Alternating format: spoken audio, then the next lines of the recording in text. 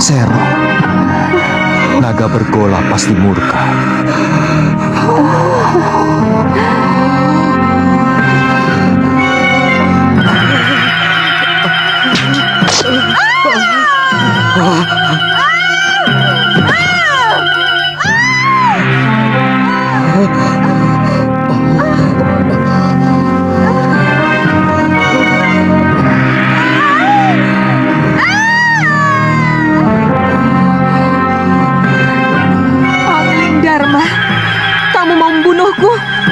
Kurang ajar.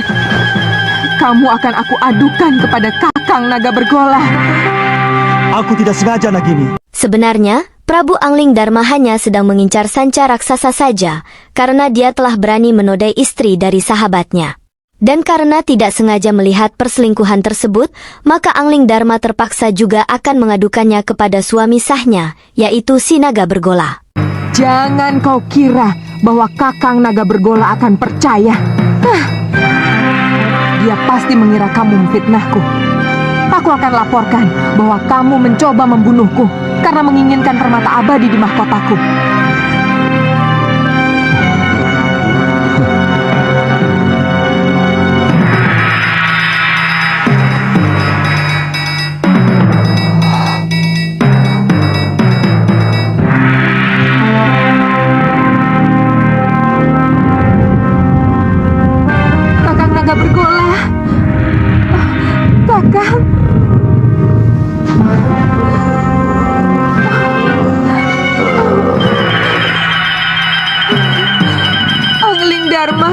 Hampir saja membunuhku, Kakang. Mungkin dia ingin memiliki mahkotaku yang bisa membuatnya awet muda. Apa mungkin sahabatku sendiri tega melakukan kekejian seperti itu, Nagini? Kakang Bergola, keserakahan manusia bahkan bisa lebih keji dari apa yang Kakang bayangkan. Balaskan sakit hatiku, Kakang Bergola. Bunuh si Angling Dharma untukku, Kakang.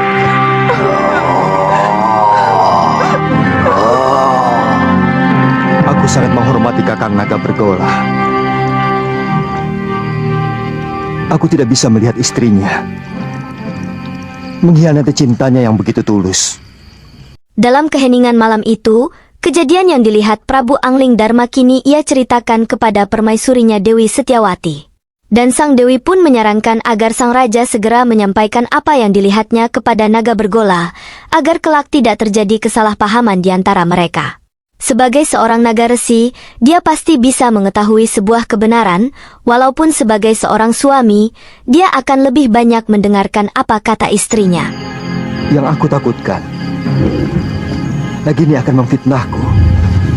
Dan demi cintanya pada sang istri, Kakang Naga Bergola akan membunuhku.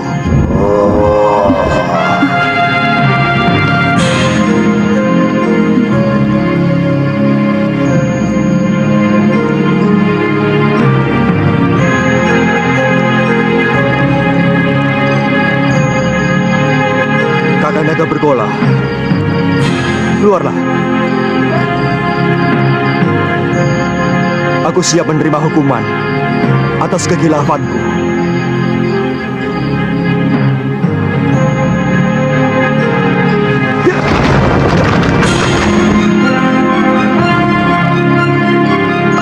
sudah mendengar pembicaraanmu, sahabatku. Hampir aku membunuh seorang sahabat yang berhati suci. Saya kurang mengerti maksud kakak. Sudah 7 purnama aku tidak menggaulinya karena aku sedang bertapa. Aku mohon kakak mau memaafkan Nagini. Aku telah bersumpah lebih baik mati daripada dikhianati seorang istri. Dan aku akan laksanakan sumpahku. Kakang, Kau begitu baik padaku, Angling Dharma. Maukah kau mewarisi ilmuku? baik kakang. Naiklah ke punggungku.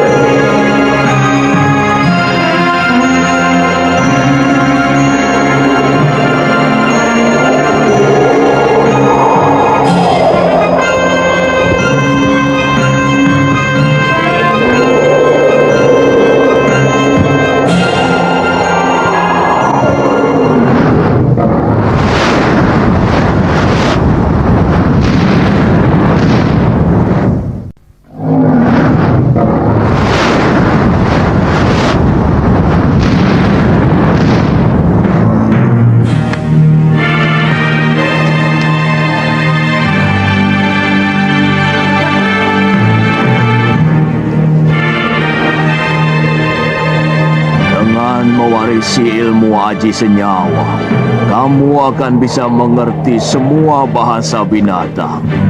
Dan itu akan menambah kearifanmu sebagai seorang raja. Ilmu ini hanya boleh dimiliki oleh seorang. Artinya, kalau ilmu itu diwariskan kepada orang lain, maka pemiliknya yang pertama akan binasa. Tapi berarti saya akan membunuh kakak. Sudah kukatakan, aku akan melaksanakan sumpahku. Sudah saatnya aku akan meninggalkan dunia fana ini. Kau mengerti, sahabatku? Bersiaplah untuk menerima ilmu.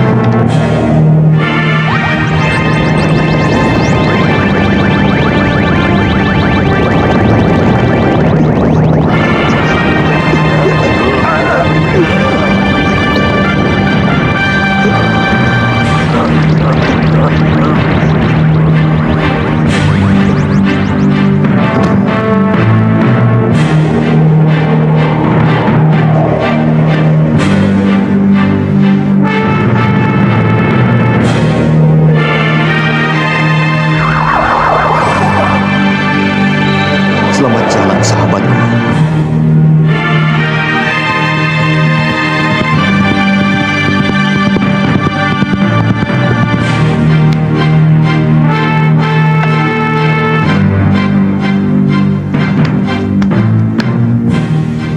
Ada apa, Dinda Ratu? Kakang Patih, semalam Gusti Prabu pergi dengan naga bergola. Tapi sampai sekarang belum pulang. Aku khawatir ada apa-apa dengan beliau. Saya akan berusaha mencari beliau, Adi Ratu. Meskipun saya yakin tidak akan terjadi apa-apa dengan Gusti Prabu, karena naga bergola adalah sahabat sang Prabu. Tidak usah, Kakang Madri. Aku sudah di sini.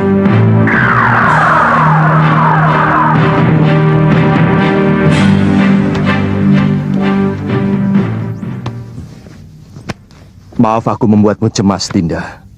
Aku baru saja mengantarkan sahabatku, naga bergola, pergi ke tempat yang sangat jauh, Dinda.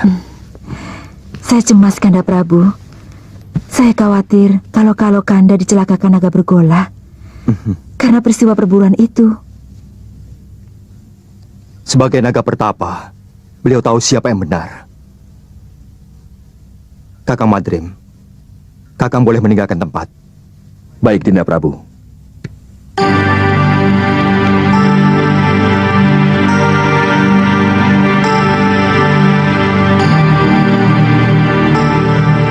Lihat, sang Prabu juga sedang bermesraan dengan istrinya. Seharusnya kan memang begitu. Semua istri wajib meladeni suaminya. Aduh, kakang ini, mbok tahu diri. Aku ini sudah hampir bertelur.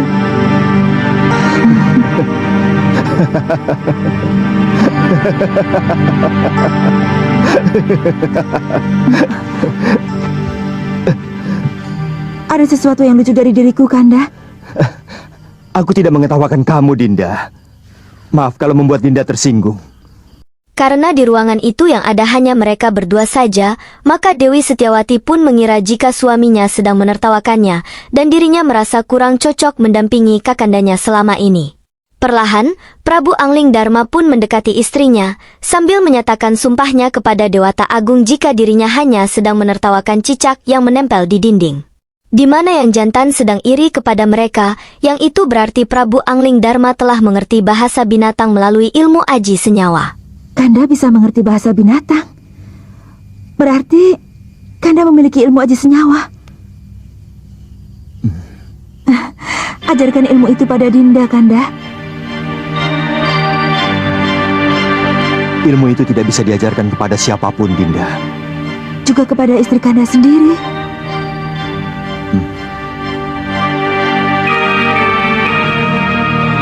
Ternyata Kanda tidak mencintai Dinda. Terus terang, Dinda merasa tidak punya arti apa-apa lagi di hadapan Kanda. Dinda tidak bisa membayangkan bahwa di antara kita akan timbul jarak yang semakin jauh. Karena Kanda mengetahui sesuatu yang tidak Dinda ketahui, seperti yang baru saja terjadi.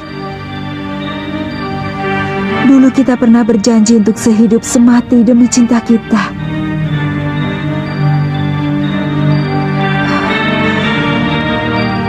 Beranikah Kanda mati bersama Dinda? Kita pati obong bersama.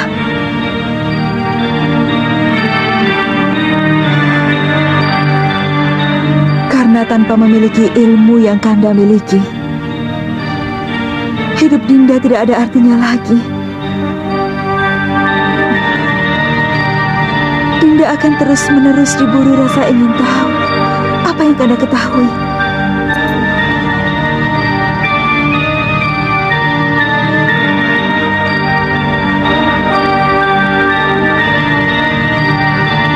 Kalau itu kemauan Dinda, akan kuturuti.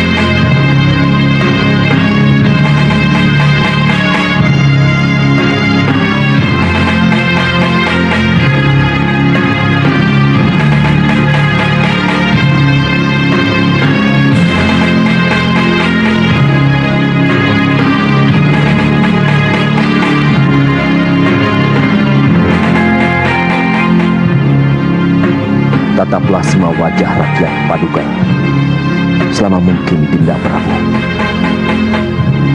supaya Dinda bisa melihat bagaimana wajah mereka yang akan kehilangan pegangan untuk selamanya. Mereka akan kehilangan seorang pemimpin yang sangat mereka cintai. Apa tidak ada cara lain? Sama saja, Kakang Madring. Kalau ilmu aji senyawa itu saya berikan kepada Dinda Setiawati, aku pun akan mati. Hamba tidak bermaksud mempengaruhi Dinda Prabu.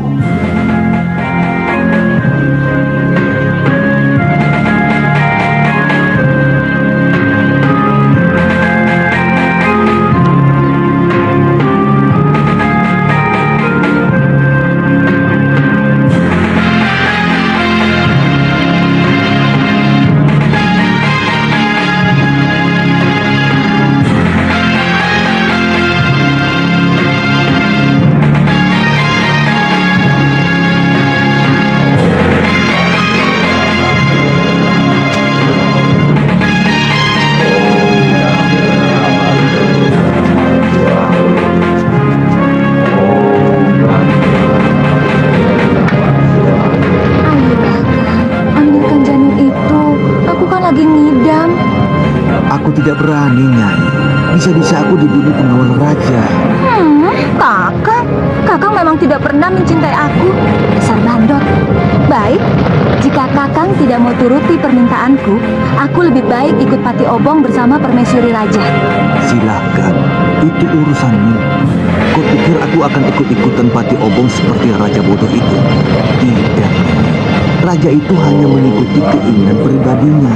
Dia tidak mau tahu bagaimana rakyatnya masih sangat membutuhkan dirinya.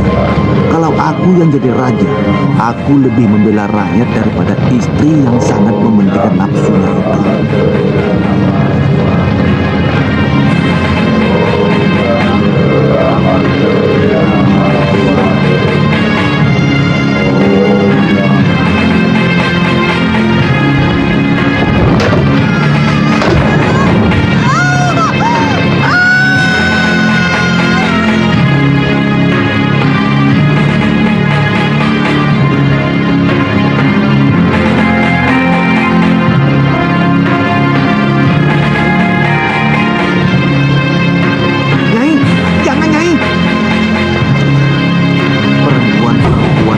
Tidak pernah bisa menggunakan otaknya.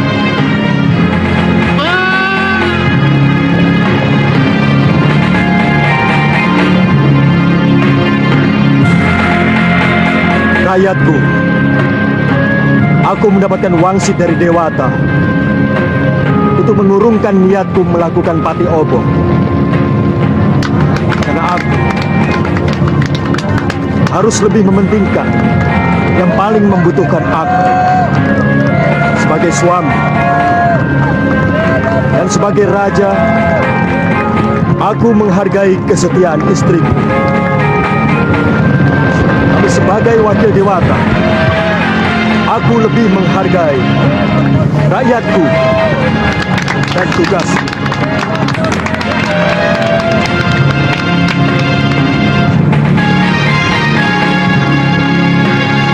Aku ingin melupakan kepahitan nasibku. Bayangan Dinda Setiawati selalu mengejarku, menuntut kesetiaanku. Sementara aku tidak bisa menuruti kemauannya, yang sangat bertentangan dengan tugasku sebagai raja.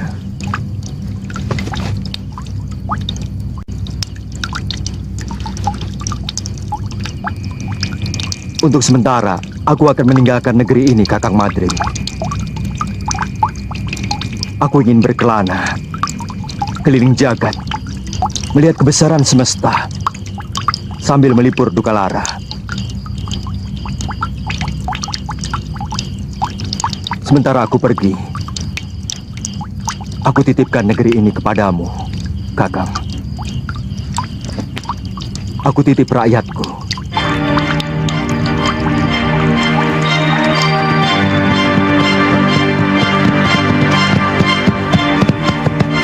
Cukup sampai di sini, Kakang Madrim.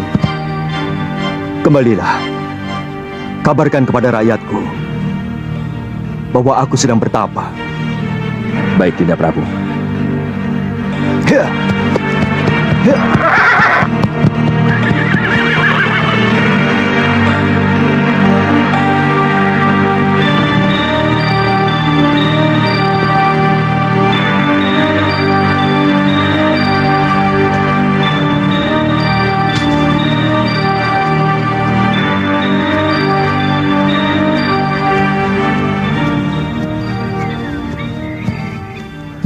Biasanya kalau matahari sudah tinggi, dia sudah pulang.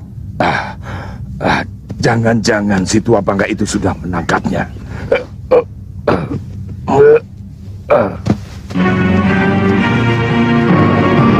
Itu dia.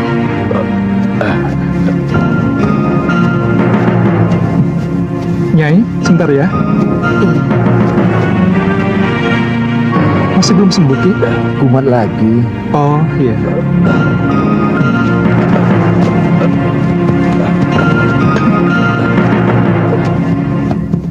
Kenapa lagi, Kakang? Orang itu tangannya sedang terluka karena pekerjaannya ternyata adalah seorang perampok. Namun walau begitu dia sangat dekat dengan si tabib muda Suliwa, sehingga Suliwa pun menasehati agar dia segera insyaf meninggalkan pekerjaan haramnya itu. Di sana, si perampok berkata bahwa Suliwa harus segera meninggalkan guanya itu, karena saat ini si tua bangka Sudamani dan teman-temannya sedang memburu dirinya. Apa salah saya? Penjahat seperti dia tidak pernah mau tahu apa kamu salah atau tidak. Lebih baik sementara kamu ikut aku ke gerobokan. Kamu bisa tinggal di rumah orang tuaku. Tapi kasihan kalau nanti ada penduduk yang memerlukan pertolonganku. Goblok. Kasihani dulu dirimu sendiri, baru kasihan sama orang lain. Nyawamu sedang terancam, malah mikir orang lain.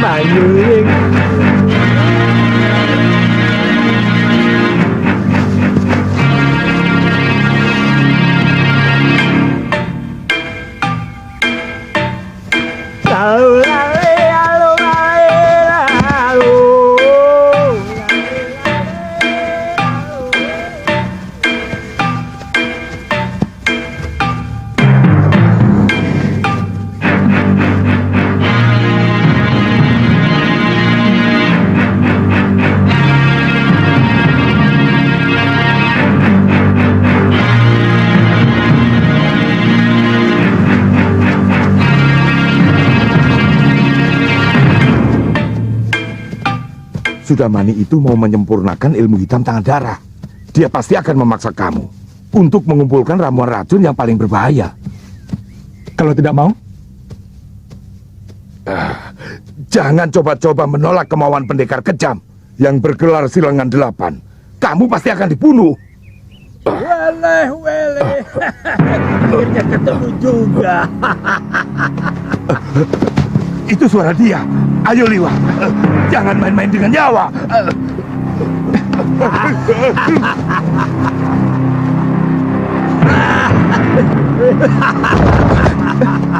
Naget, ayo, siapkan pakaianmu dan segera ikut saya. Jangan takut. Kalau kamu ikut saya, kamu akan aman. Saat ini banyak penjahat yang menginginkan dirimu.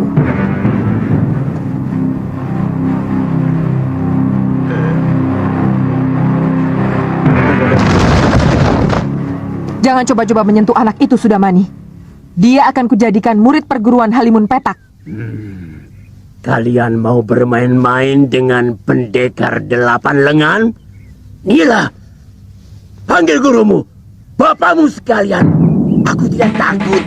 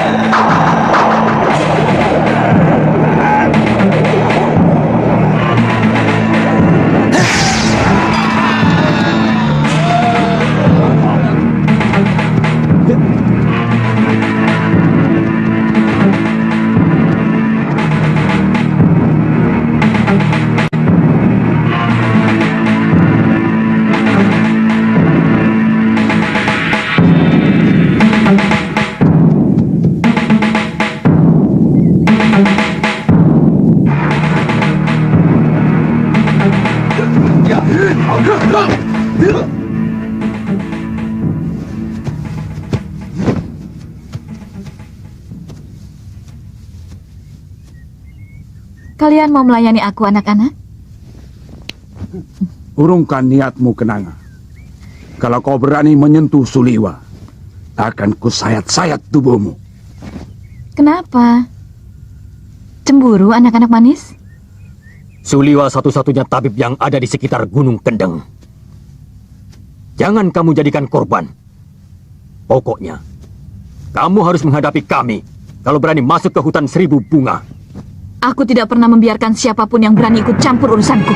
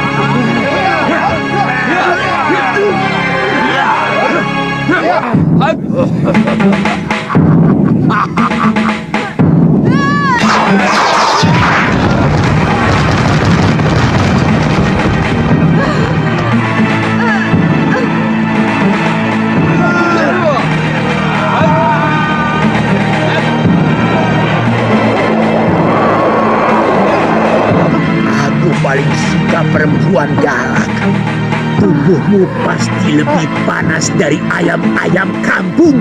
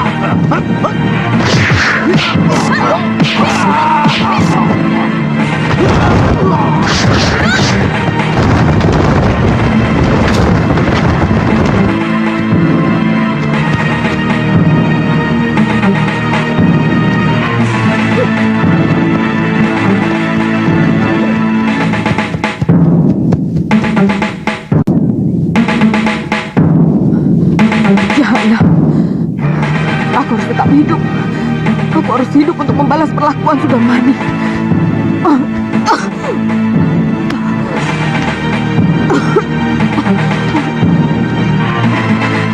Suliwa!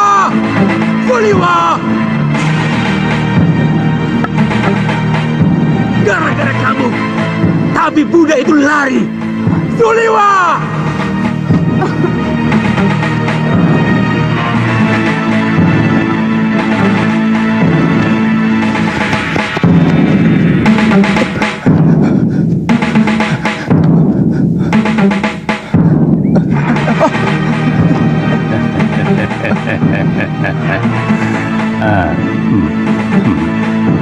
Mencium bau keringatmu, kamu pasti si tabib dari hutan 1000 bunga. Kebetulan, tidak usah takut pada paman. Aku akan menyelamatkanmu dari orang-orang jahat yang mau menangkapmu.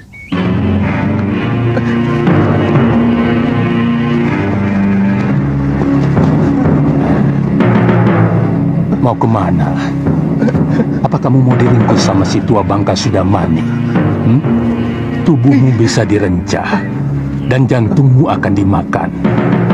Suliwa, banyak pendekar yang menginginkanmu. Aku kasihan padamu. Jauh-jauh dari Gunung Purwo aku datang adalah untuk menolongmu.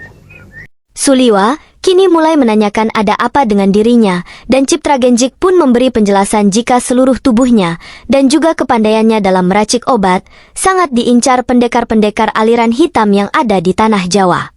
Suliwa diyakini sebagai titisan, sebagai keturunan terakhir dari Dewa Batara Surya.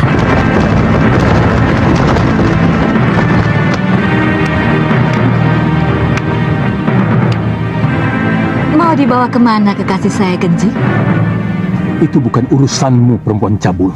Aku tidak akan membiarkan tabib suci ini menjadi santapan nafsu bejatmu. Jangan berlagak suci, Citra Genjik. Kamu sendiri mau menggunakan tabib muda itu untuk membuat racun dan obat kuat, supaya nafsu binatangmu kepada perempuan bisa terlampiaskan. Iya kan?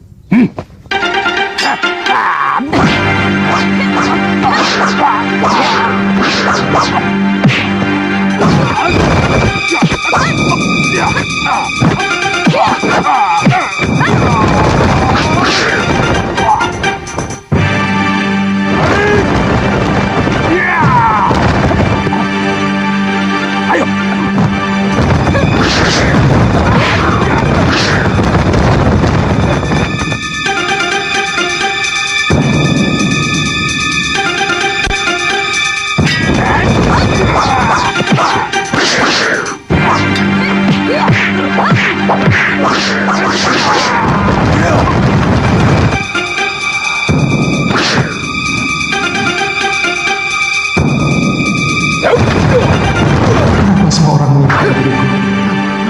Dan semuanya orang-orang jahat.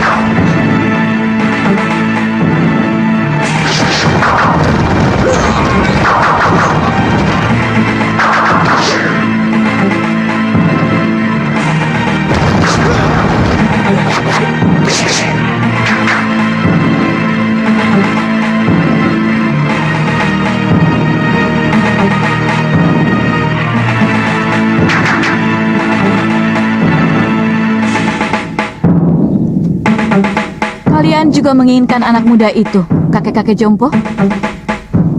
Dia akan saya angkat sebagai murid, tidak seperti kalian yang mau membunuhnya. Tidak usah basa-basi, kakek jompo. Siapapun tahu kalian menginginkan obat awet muda itu, agar kalian bisa tetap menguasai jagat persilatan di tanah Jawa ini. Terserah penilaianmu. Bagaimanapun, keselamatan tabib muda itu menjadi tanggung jawab saya. Bukan cuma kamu, Pak Aron. Aku lebih bertanggung jawab pada Suliwa, karena orang tuanya adalah sahabatku, bahkan masih termasuk kerabat dekatku. Begini saja. Karena kita semua menginginkan anak itu, maka saya kira cukup adil kalau kita tanyakan langsung pada yang bersangkutan. Dia mau ikut siapa? Setuju? Tapi sebagai pendekar, kita harus menghormati sebuah kesepakatan. Kalau tawaran Kang Sadewa sudah kita sepakati, siapapun yang dipilih Suliwa, Dialah yang berhak atas anak itu. Siapapun tidak boleh menentangnya. Setuju.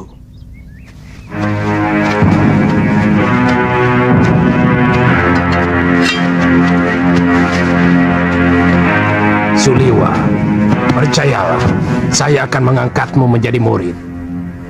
Aku akan menjadikanmu jago dari segala jago. Aku akan perlihatkan kepadamu kenikmatan hidup, Suliwa. Keindahan wanita yang jarang dimiliki orang lain. Apalagi oleh kakek-kakek jompo ini. Suliwa. Aku Citra Genjik, satu-satunya yang secara jujur mau menyelamatkan hidupmu. Ikutlah bersamaku.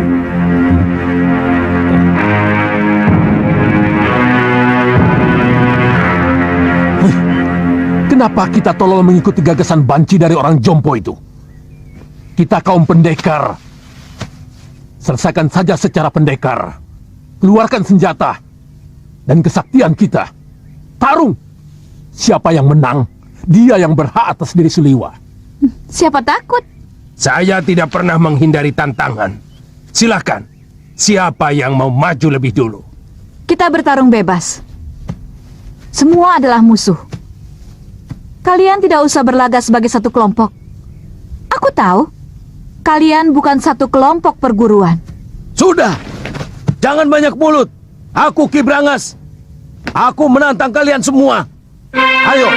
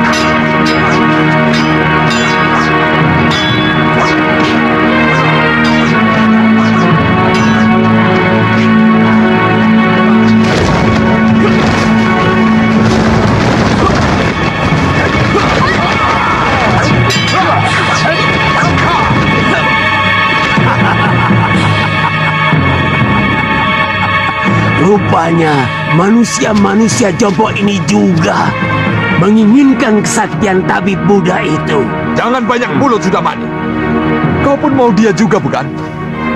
Ikuti saja aturan mainnya. Kita bertarung sampai tinggal satu yang menang. Dan dialah yang berhak atas tabib muda.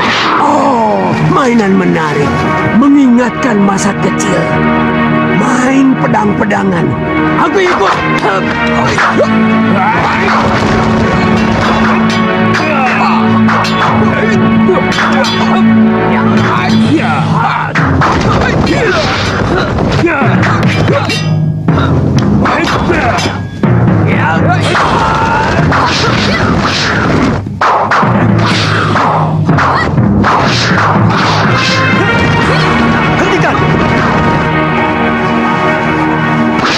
Prabu Angling Dharma datang sambil berkata bahwa semua pendekar yang ada di sana tidak tahu malu karena memperebutkan orang yang tidak berdosa.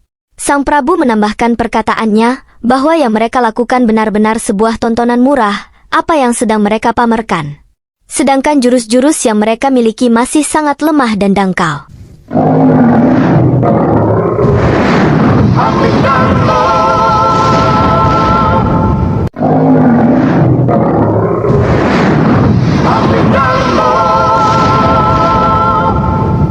Ilmu tongkat dia ini tentu dari jurus 8 lengan.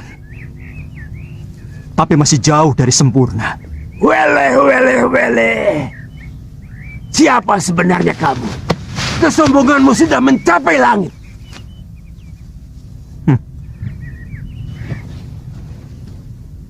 kesombonganku masih jauh di bawah ilmuku. Dan untuk menghadapi manusia-manusia busuk seperti kalian, setengah dari ilmuku masih terlalu lebih.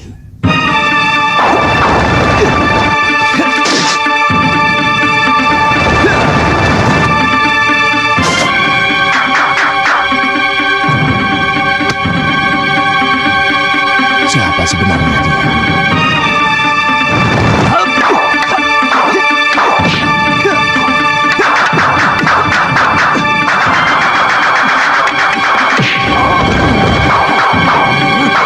Jurus orang tua ini, dia curi dari jurus tangan dewa. Keparat! Sombong kamu! Kamu akan menyesal kalau tahu berhadapan dengan siapa. Aku Kang Sadewa, Ketua Padepokan Lembah Wilis. Bersiaplah untuk mampus anak muda.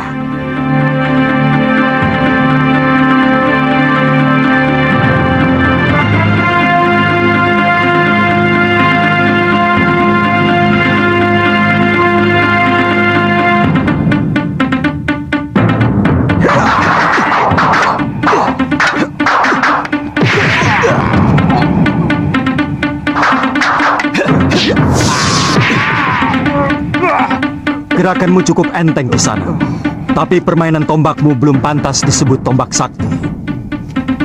Dan pukulan tangan kirimu tadi tentu yang dinamakan lengan baja. Sayangnya tidak cocok dengan sebutannya. Terlalu lembek.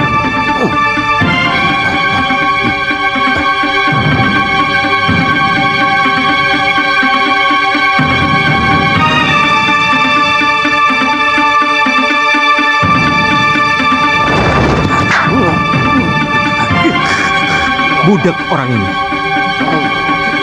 Baik, kamu akan kuajar bagaimana memainkan jurus Raden Subali yang benar.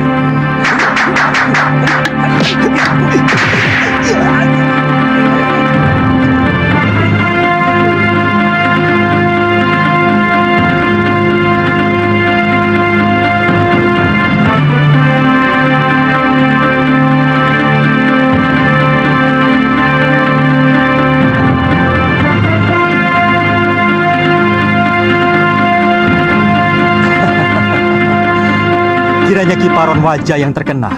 Kulihat tadi ilmu pedangmu adalah pecahan dari jurus pasang pedang beracun. Dan kau pandai pula menggunakan jurus tangan kilat. Tapi seperti yang lain, gerakanmu juga masih mentah.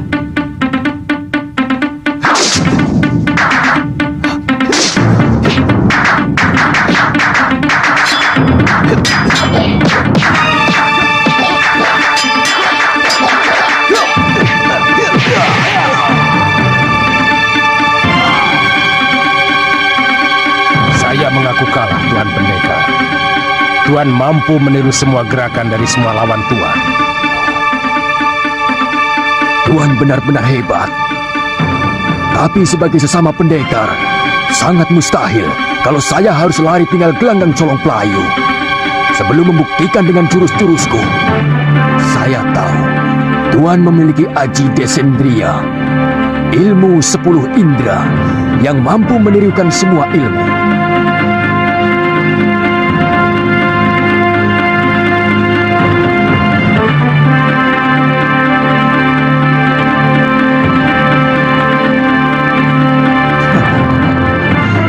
Kalau benar-benar jantan, silakan. Tuan yang lebih dulu menyerang saya.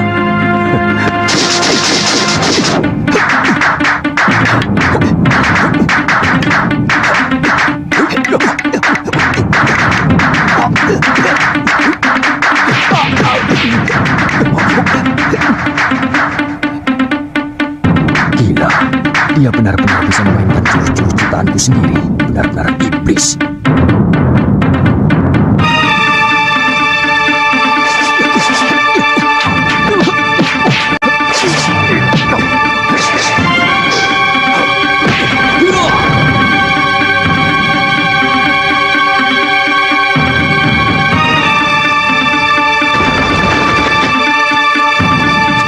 Maju selangkah lagi.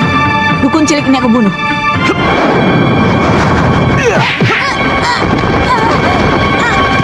Weleh-weleh.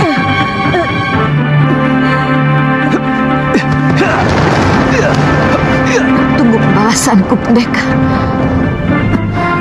Benar-benar pendekar sejati. Kesaktiannya begitu sempurna, padahal umurnya masih muda.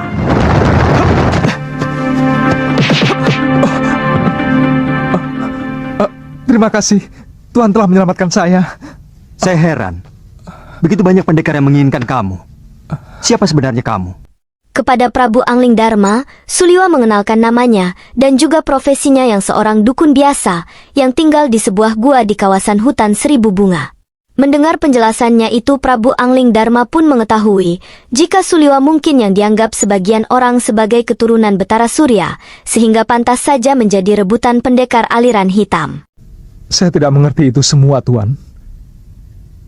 Saya hanyalah anak dukun obat yang diberi wasiat untuk menolong orang yang membutuhkan kesembuhan.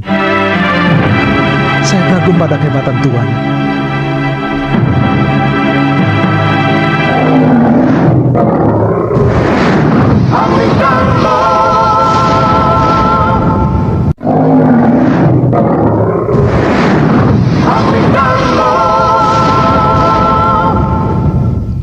Saya kagum pada kehebatan Tuan. Pasti Tuan adalah raja dari segala pendekar. Tuan bisa memainkan semua jurus yang dimainkan oleh para pendekar sakti itu. Yang kulakukan itu namanya ilmu Desyandria. Intinya meminjam pikiran dan gerakan lawan kita dengan hanya melihat. Kalau boleh tahu, Tuan dari desa mana? Aku dari Malwapati. Namaku Jaka Kelana. Oh, kata orang, Raja Malwapati yang bernama Prabu Angling Dharma adalah seorang raja yang sakti mandraguna. Bahkan patihnya pun hampir sama saktinya dengan sang Prabu. Iya, kata rakyat Malwapati memang seperti itu. Tapi aku sendiri belum pernah menyaksikannya.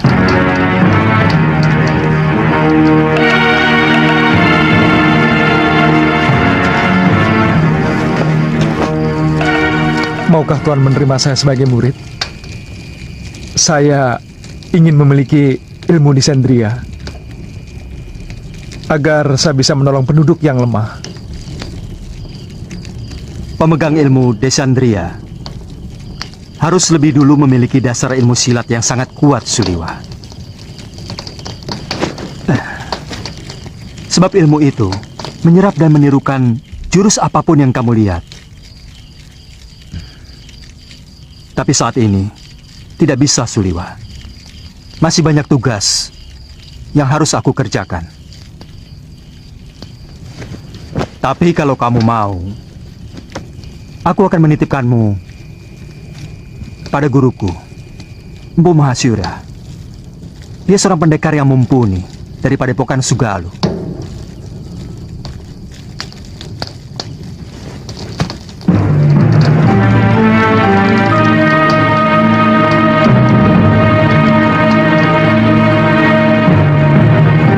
Dia bahkan mampu mengalahkan pendekar-pendekar tua yang sangat sakti, seperti Sudamani, Kang Sadewa, Ki Brangas, dan Gendrayana. Siapa namanya, Yunda? Dia tidak memperkenalkan dirinya, tapi ilmunya benar-benar luar biasa. Dia bahkan menguasai ilmu Desandria yang sangat didambakan oleh semua pendekar di muka bumi ini.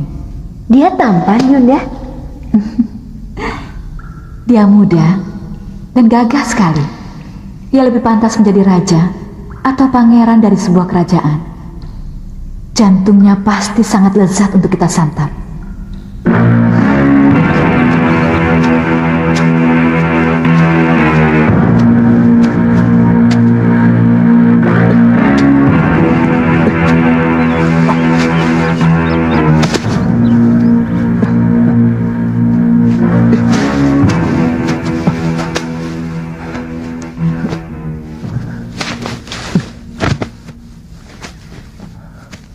Buat apa kamu lakukan? Biarkan saja mayat-mayat itu. Dia akan membusuk sendiri atau dimakan anjing hutan. Bagaimanapun, Mereka manusia, Tuan. Sama seperti kita. Mereka berhak menerima penghormatan terakhir sebagai manusia. Kalau tidak dikubur, nanti bisa menimbulkan penyakit yang akan melanda desa ini, Tuan.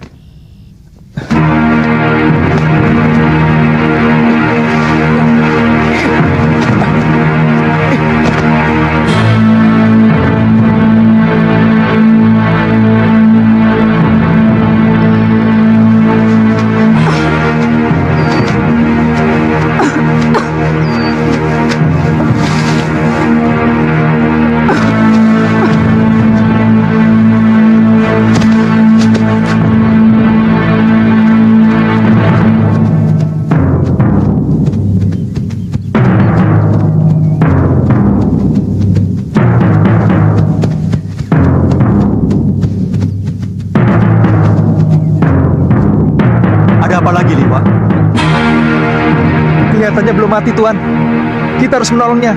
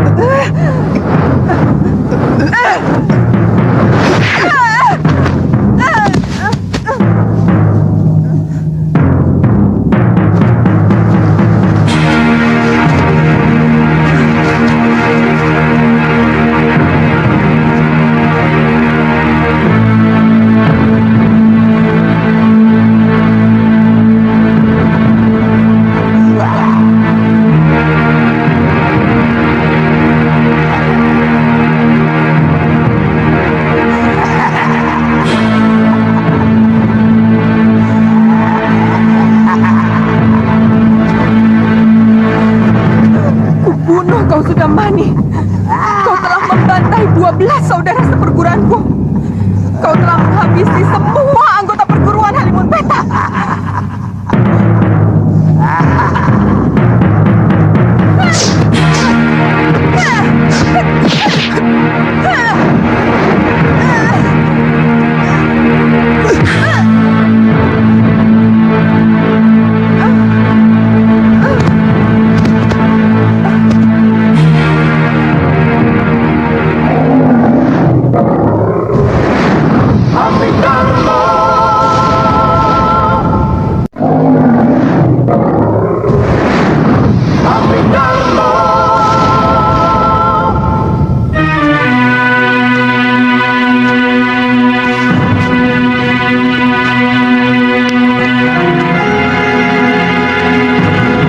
Dia menderita luka dalam yang sangat parah, Tuan.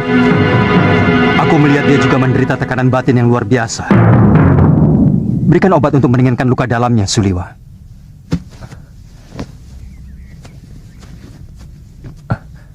Apa nanti tidak akan membahayakan kita kalau dia sudah sembuh, Tuan?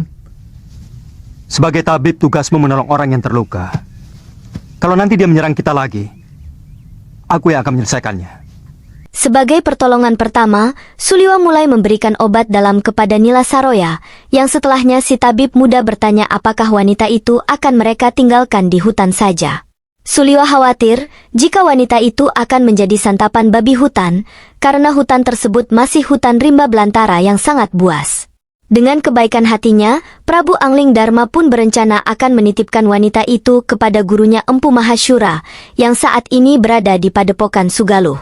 Naikkan dia di atas kudamu, dan kamu ikut aku. Baik, Tuan.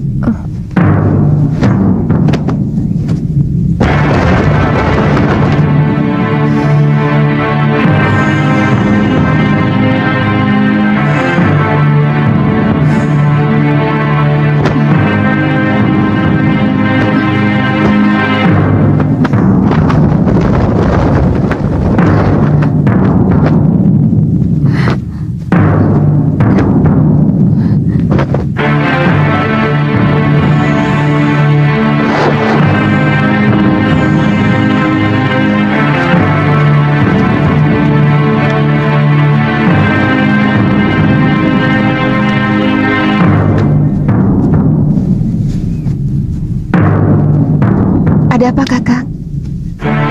Ada 3 orang yang sedang menuju kemari. Dan yang satu sudah sangat kita kenal. Siapa? Gusti Prabu Anglingdarma.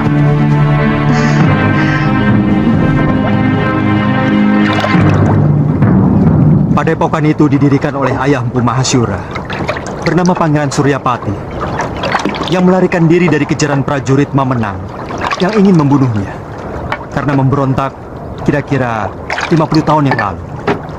Bagaimana Tuan bisa sampai ke sana? Aku pernah menolong istrinya yang hampir tenggelam di Sungai Sugalu ini waktu berburu. Sejak itu kami bersahabat dengan Sang Empu.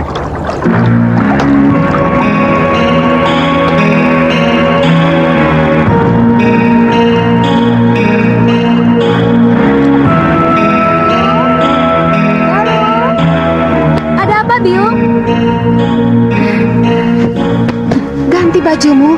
Malu menyambut Gusti Prabu dengan pakaian seperti ini. Apa benar Gusti Prabu Anglingdarma mau berkunjung kemari, Yung?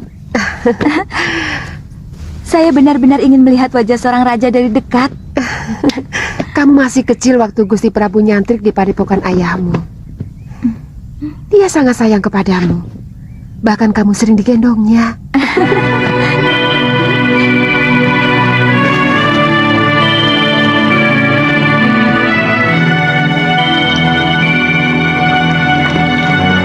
Datang!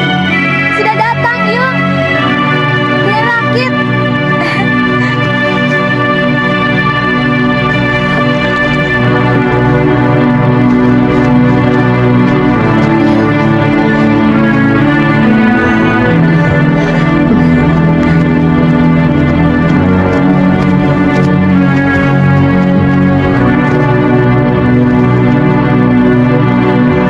Selamat datang, Gusti. Maaf, tidak usah, Guru. Bagaimana keadaan semuanya? Kamu pasti Galuh Parwati. Sudah besar kamu. Cantik sekali. Seperti ibunya. Saya gembira Gusti Prabu masih mau berkunjung ke Padepokan Sugalu yang sepi dan menjemukan. Oh, oh iya. Saya lupa pernah berjanji kepadamu untuk mengajak pergi ke Malwapati. Nanti, pokoknya kamu pasti akan kuajak ke sana.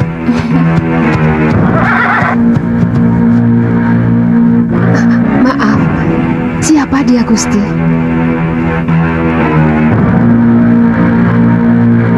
Saya menemukan wanita ini dalam keadaan terluka tubuhnya. Tapi saya yakin, yang lebih berat adalah luka batinnya. Dan pemuda ini adalah murid saya, yang saya ingin titipkan kepada guru.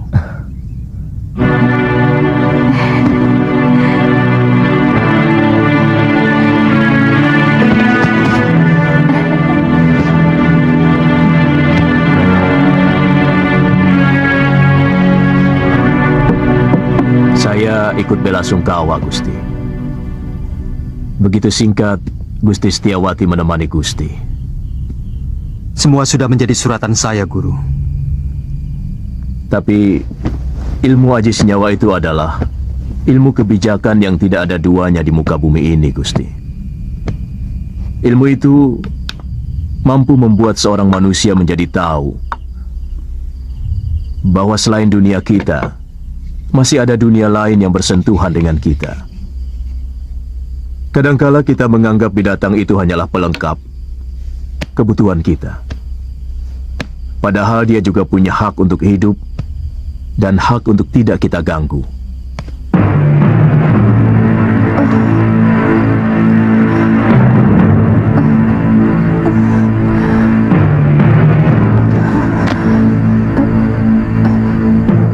Di mana saya? Kamu sekarang berada di Padepokan Sugalu, Nini. Saya Empu Mahasyura. Dan ini orang inilah yang membawa Nini kemari. Melihat luka yang Nini derita, Nini mengalami tekanan batin yang sangat berat. Paling tidak, Nini menyimpan dendam yang begitu mendalam.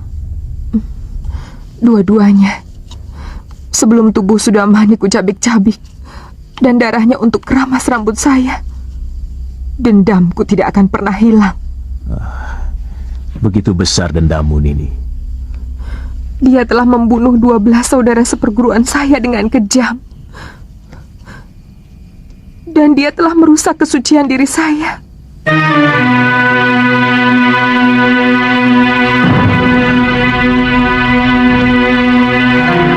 Istirahat saja dulu, Nini. Tidur. Supaya pikiranmu tenang.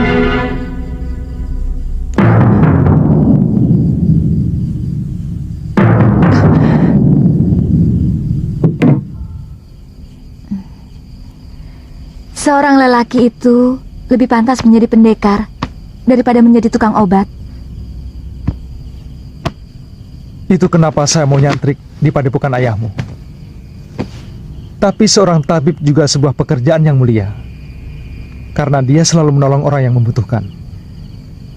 Kakang sudah bisa mengobati orang. Sejak usia saya 5 tahun, ayah saya pun seorang tabib. Oh, kamu sudah punya kekasih?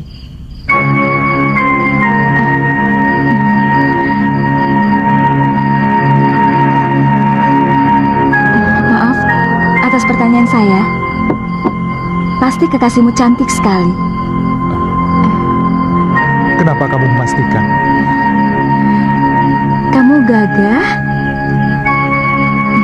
tampan. Dan kamulah gadis tercantik yang pernah saya lihat seumur hidup saya.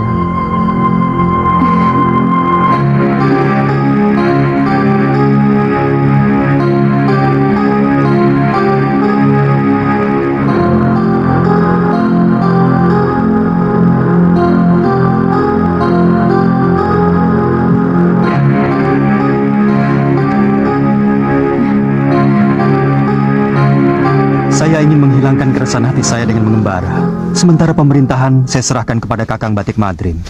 Sebaiknya jangan terlalu berlarut-larut, Gusti. Rakyat bisa seperti anak ayam yang kehilangan induknya. Dan tidak bagus orang yang terlalu lama diberi kekuasaan. Bisa-bisa ingin memilikinya. Semua yang ada di dalam kedaton membuat saya selalu ingat Dinda Setiawati. Kapan Gusti meninggalkan Sugalu? Mungkin siang ini. Saya titipkan Suliwa.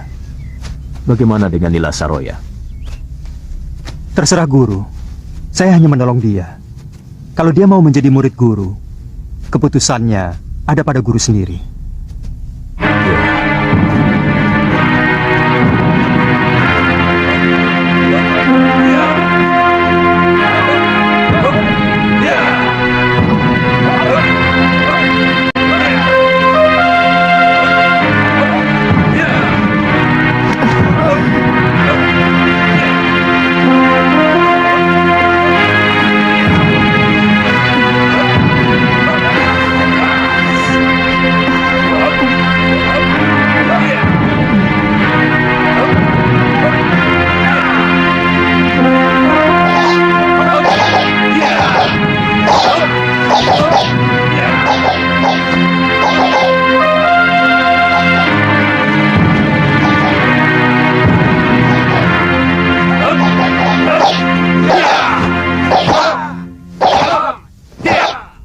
Kita latihan, Kakang.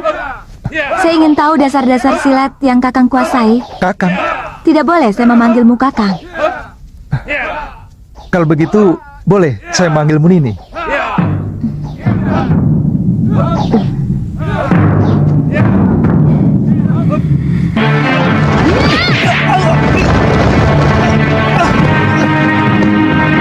Kenapa Kakang tidak menangkis?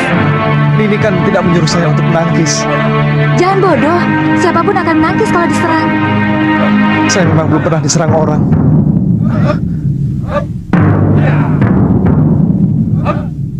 Kalau gitu,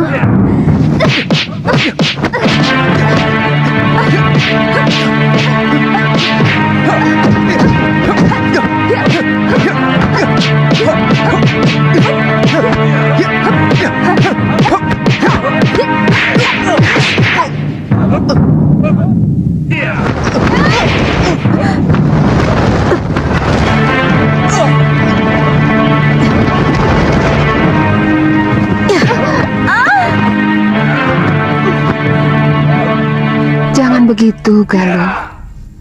Kamu harus minta maaf pada Suliwa.